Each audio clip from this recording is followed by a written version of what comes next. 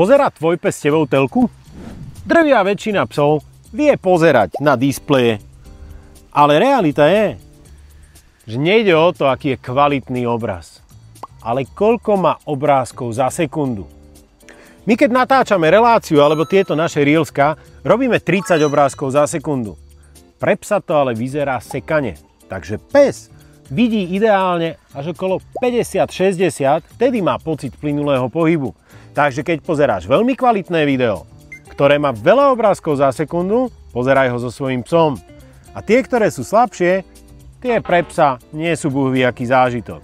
A fun fact na záver je, že najviac obrázkov za sekundu potrebuje naša medonosná včielka, ktorá ich vníma až 300 za sekundu, až vtedy to považuje za plynulý pohyb.